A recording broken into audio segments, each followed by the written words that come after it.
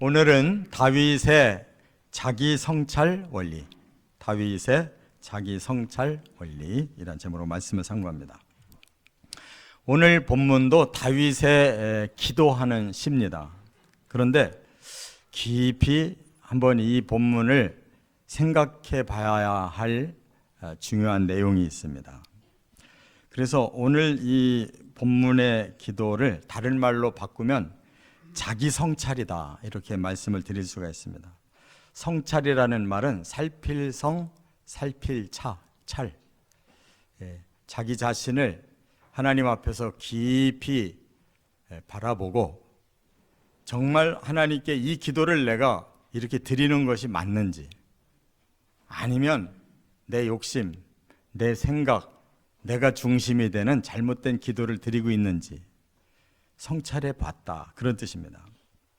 그래서 다윗은 지금 매우 고난을 당하고 있는데 사람으로부터 고통을 받고 있습니다. 보통 사람 같으면 하나님, 저 아무개가 나쁜 놈입니다, 저놈을 치시든지 저를 축복하시든지 뭔가 하나님께서 저에게 은혜를 주셔야 되겠습니다, 이렇게 말을 할 텐데 다윗은 그렇게 말을 하지 않아요. 정말 하나님 앞에서 객관적으로 하나님이 정말 의롭다고 나를 인정하실 것인지, 아니면 내가 불의하다고 하나님이 책망하실 것인지, 하나님의 그 판단을 먼저 받아보고 싶다는 거예요. 그래서 만일 잘못된 마음을 가지고 하나님께 기도하고 있다면 그거는 정말 기복적인 기도입니다. 어떤 상황이든지 내 중심으로 하나님 이렇게 좋게 해주세요 하는 것은 기복적인 기도예요. 이 세상은 기도를 주술적으로 하는 사람들이 많습니다. 계속 반복해서 많이 기도하면 하나님이 들어주실 것으로 생각하는데, 예수님도 중언부언하는 기도 하나님 안 들으신다고 그랬잖아요. 또 우리가 이 세상의 많은 종교들처럼 기도할 수가 있어요. 세상의 종교들은 사실은 다 그 가짜 신을 만들어 놓고 자기 바램을 거기다가 계속 마인드 컨트롤을 하는 겁니다. 진짜 신이라면 응답하겠지만 자기들이 만들어 놓은 가짜 신인데 괜히 마음을 계속 거기다가 두고 스스로 마인드 컨트롤을 하고 있어요. 그러나 우리 하나님 앞에서의 기도는 그렇게 하면 안 된다는 거예요.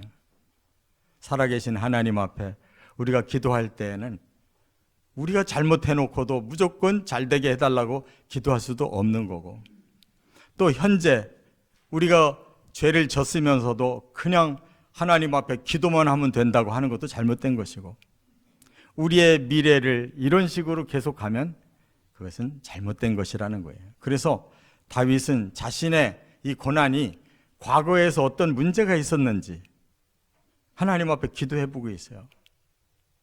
그리고 자신이 떳떳하게 하나님 앞에 설 수 있다는 것을 확인했을 때 하나님 앞에 담대하게 하나님의 뜻을 이루어 달라고 기도하고 있어요. 뿐만 아니라 다윗은 자신의 미래의 삶까지 한번 성찰해 보고, 나의 마지막 하나님을 만나는 순간에 나는 어떻게 설 것인가를 성찰하고 기도하고 있어요. 우리들이 꼭 본받아야 될 성찰의 기도인 줄 믿습니다. 그래서 세 가지로 한번 말씀을 나눠보겠습니다. 첫 번째, 1절부터 5절까지는 과거 성찰을 하고 있다는 겁니다. 한번 2절을 같이 읽겠습니다. 주께서 나를 판단하시며 주의 눈으로 공평함을 살피소서. 네. 이런 기도 쉽지 않습니다. 하나님, 저를 판단해 주십시오. 하나님의 공의로운 그런 눈으로 저를 보시고 정확하게 판단해 주십시오, 이렇게 기도하고 있어요. 그렇다면 여기에 뭐가 전제됩니까? 만일 하나님이 보시고 너는 이것이 잘못됐구나, 너는 잘못된 기도를 하고 있구나라고 한다면 하나님, 저는 그 문제를 빨리 하나님 앞에 회개하겠습니다. 만약에 제 잘못이 없다면은 하나님, 저는 좀 떳떳한 마음으로 기도하겠습니다, 그 말이에요. 그래서 3절에 자신이 더 깊이 하나님 앞에 판단을 받고 싶어서 이렇게 기도합니다. 주께서 내 마음을 시험하시고 밤에 내게 오시어서 나를 감찰하셨사오니 내가 결심하고 입으로 범죄치 아니하리이다. 하나님, 저를 시험해 주세요. 테스트 해 주세요. 그리고 밤중에도 저를 감찰해 주세요. 이렇게 기도한다는 것이 그게 말로만 할 수 없는 일 아닙니까? 정말 하나님을 경외하는 신자라면 무서운 말이죠.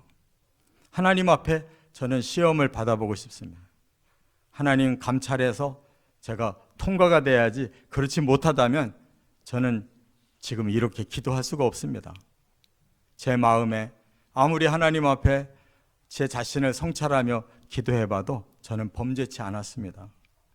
그렇기 때문에 이제 좀 더 하나님 앞에서 떳떳한 기도를 하겠습니다. 이런 뜻이에요.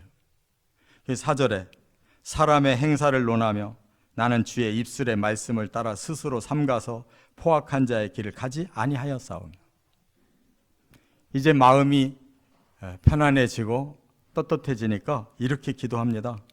사람의 행사를 논하며, 이 말은 사람의 기준으로 살지 않고 그런 뜻이에요. 저는 지금까지 사람의 기준으로 살지 않았습니다.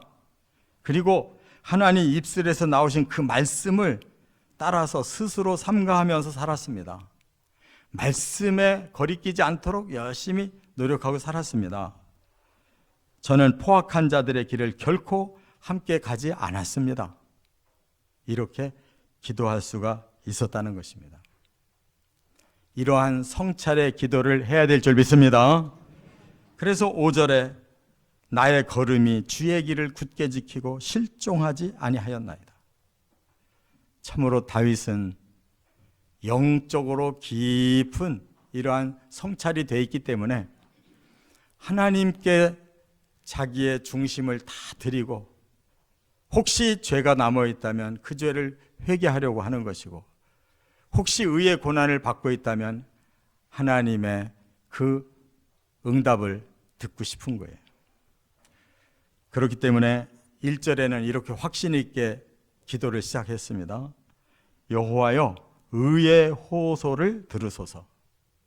나의 울부짖음에 주의하소서. 거짓되지 아니한 입술에서 나오는 나의 기도에 귀를 기울이소서. 이거 굉장히 힘 있는 기도입니다. 떳떳하다면 우리는 하나님 앞에 이렇게 의의 호소를 드리고 울부짖음을 하나님 앞에 보여드리고, 우리가 거짓되지 아니한 진실한 입술로 하나님 앞에 기도하고 있다는 사실을 알아도 될 줄로 믿습니다. 두 번째, 다윗은 6절부터 14절에 현재를 성찰하고 있어요. 지금 다윗은 매우 곤란한 지경에 빠졌고 굉장히 지금 시련을 당하고 있습니다. 그래서 하나님 앞에 이렇게 기도하고 있어요. 6절을 같이 한번 읽겠습니다. 하나님이여 내게 응답하시겠으므로 내가 불렀사오니 내게 귀를 기울여 내 말을 들으소서. 훨씬 앞에 기도보다 이제 단호해졌습니다. 왜? 이제는 하나님이 저한테 응답하실 줄을 믿습니다. 제가 부를 때 하나님은 귀를 기울여 제 말을 들을 줄 믿습니다. 그런 뜻이에요. 여러분, 그냥 이렇게 됐으면 좋겠습니다 하는 것과 하나님 앞에 확신으로 응답까지 주실 것을 믿는 것은 기도 자체의 질이 다른 거예요. 앞에서 스스로 성찰을 했기 때문에 이렇게 담대하게 기도하고 응답을 확신할 수 있었다는 겁니다. 이게 신앙의 힘인 줄 믿으시 바랍니다. 자기 스스로 그냥 자기만 위에서 막 팔이 안으로 굽듯이 자기를 합리화하는 그런 기도를 한다면 이렇게 말할 수가 없어요. 두려워서 어떻게 이런 말을 하겠습니까?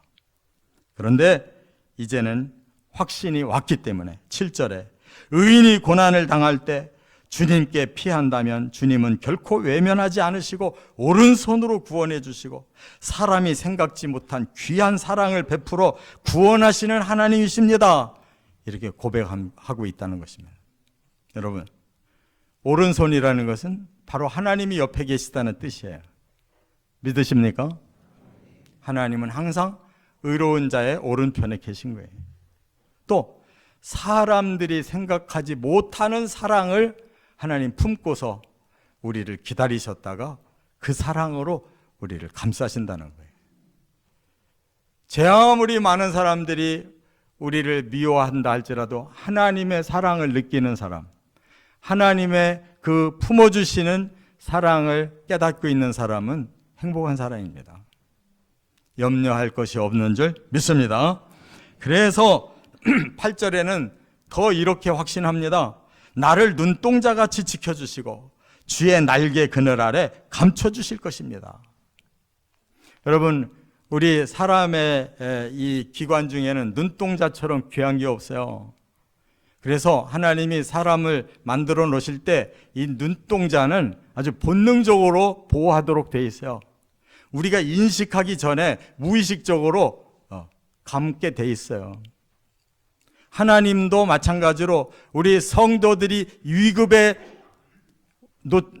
놓여져 있다고 하면 눈꺼풀이 자동적으로 닫히듯이 하나님의 보호하심은 초능력적으로 우리에게 임하는 줄 믿습니다.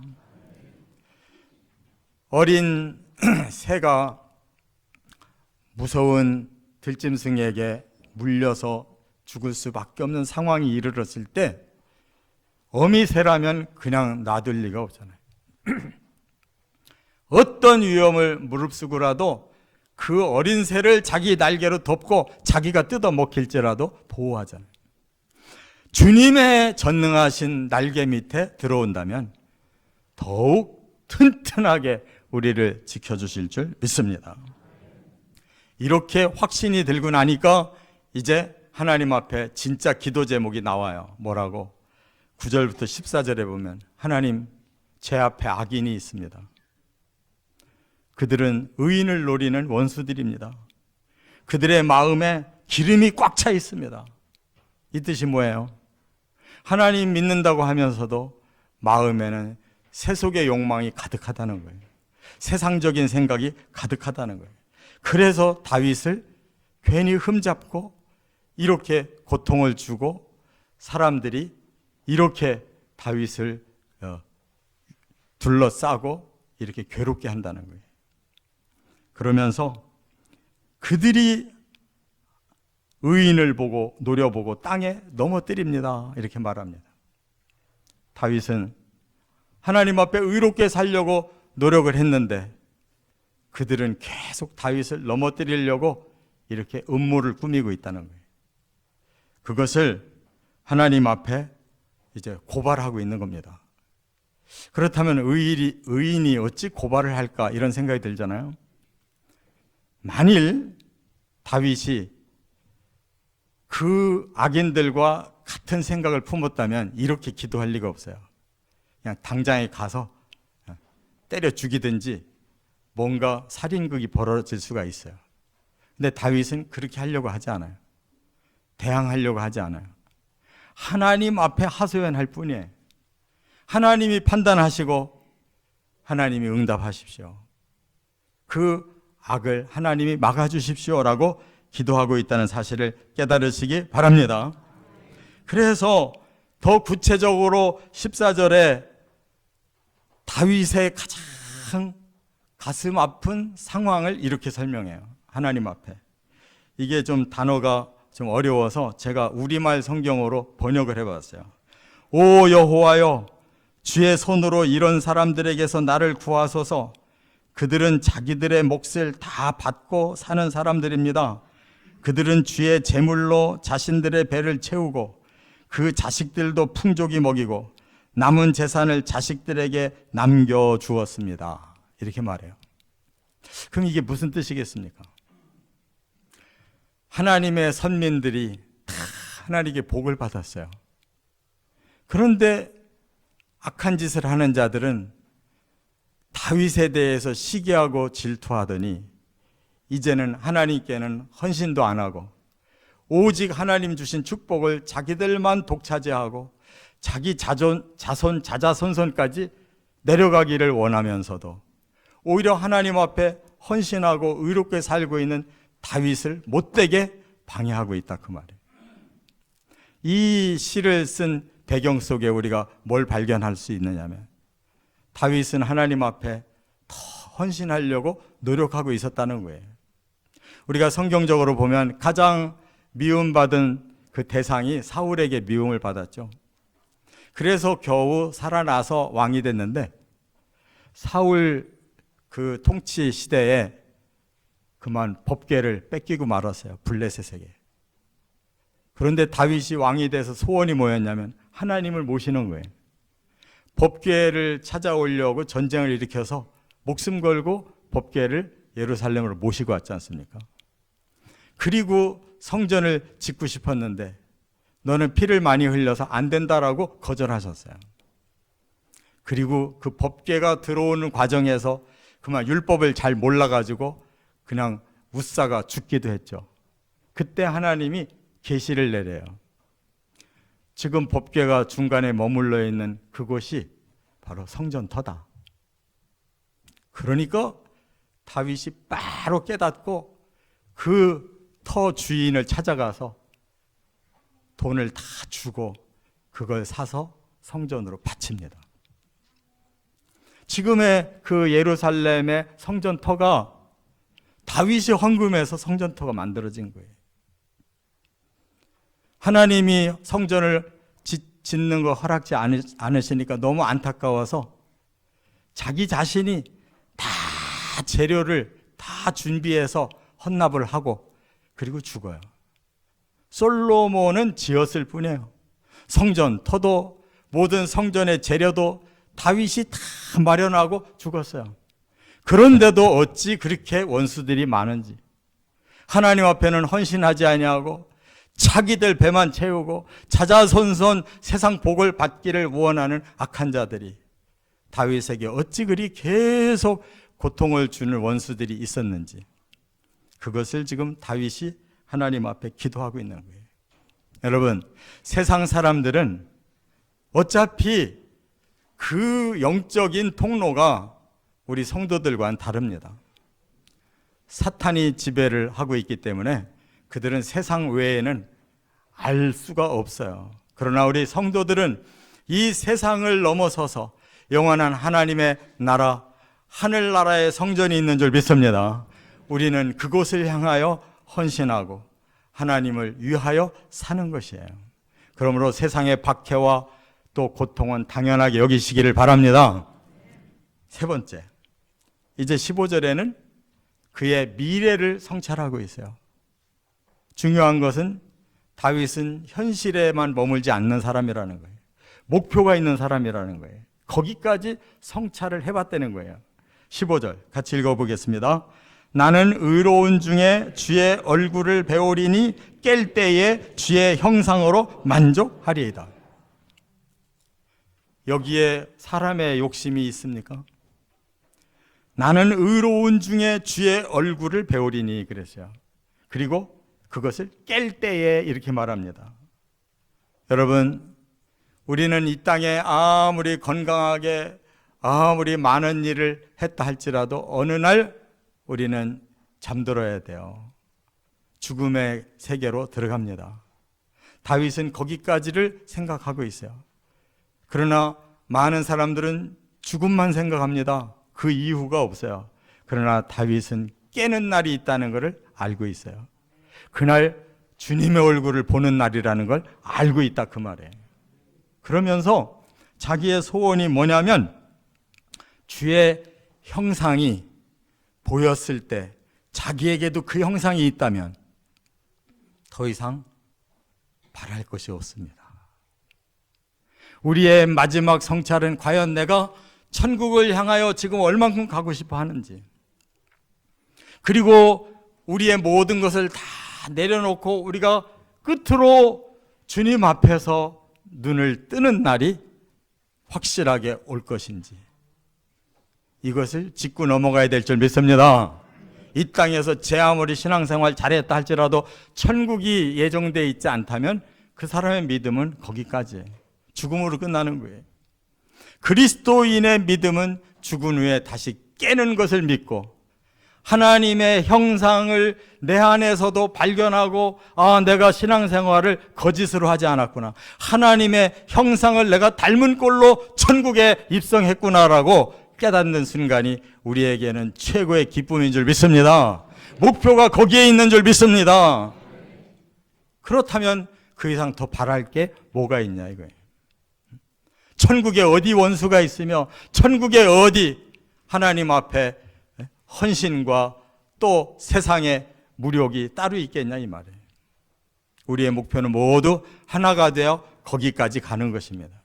여기 형상이라는 말이 원어로 테무나라고 그래요. 테무나라는 말은 씨라는 거예요. 씨.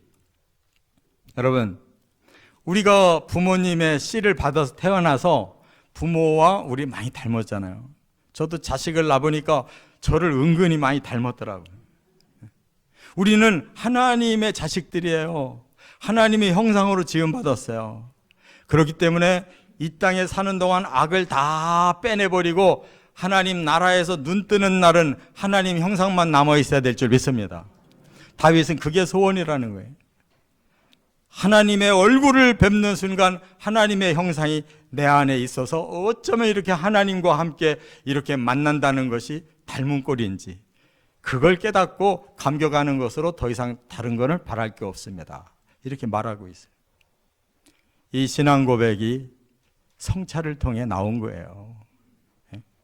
자신을 속이면 안 됩니다. 남을 속이면 안 돼요. 하나님을 속이면 더구나 안 되는 거예요. 우리는 객관적인 성찰을 하고 주님 앞에 설 수 있는 진짜 하나님의 사람들, 주의 형상을 닮은 성도들로 꼭 승리하시기를 주의 이름으로 축원합니다.